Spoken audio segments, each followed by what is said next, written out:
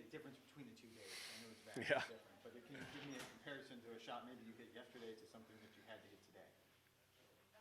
I don't know one specific shot. I mean, I would just say more of the mindset. Yesterday you knew that you had to make birdies, and we were on about our third or fourth hole, and 7 under was the lead already out there yesterday.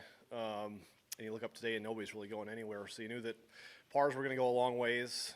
I think just the biggest difference is putting out there on the seaside, very exposed.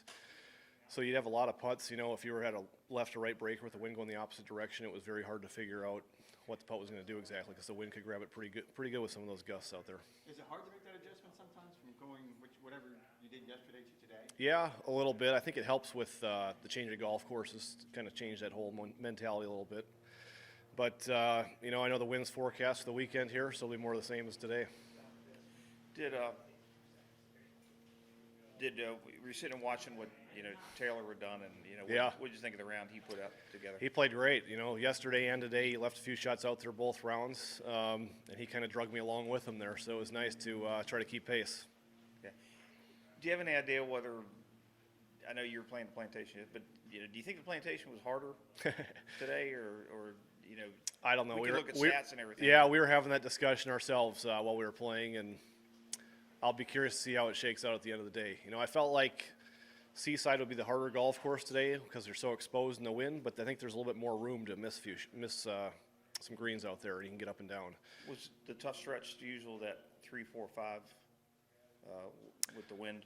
I would say the first 4 or 5 holes were tough, and we got lucky because we were off early before the wind really got cranking there. And then you had a nice stretch downwind there to end the front 9, and really the whole back 9, other than 15, the par 5 played pretty difficult because there's a lot of cross winds that were tough to navigate and some tricky tee shots for sure. Okay. It was Zach yesterday. He referred to this tournament as like the last week of school because the break coming up. Yeah.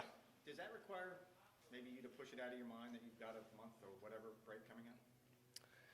You know what? I've played well last year in Mexico for our last event, and I almost feel a little bit more freed up, I would say. You don't feel quite the pressure to go out there and practice because there's a break coming up.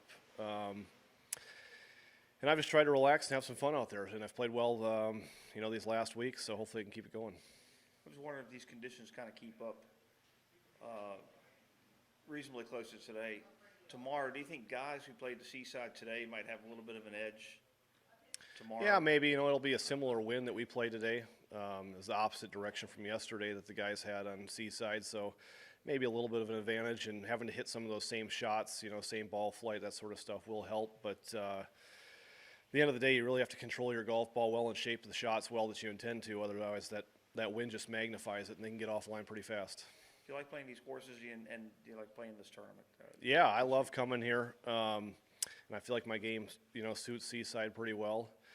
I've really never played that well at Plantation, so yesterday was a nice change for me. But it's always fun. The golf courses are in great shape for us here to end the year, and the greens are fast, so you got some putts that you got to be careful with. Do you find yourself, especially at the Seaside, from off the green, do you chip with different clubs maybe than you normally would? Do you maybe, instead of a sandwich, sometimes you go down to an 8-iron and?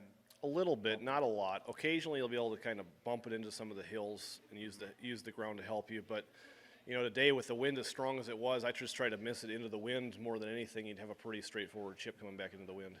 Okay. Yep. Perfect. Yeah. Thanks. Thanks, guys.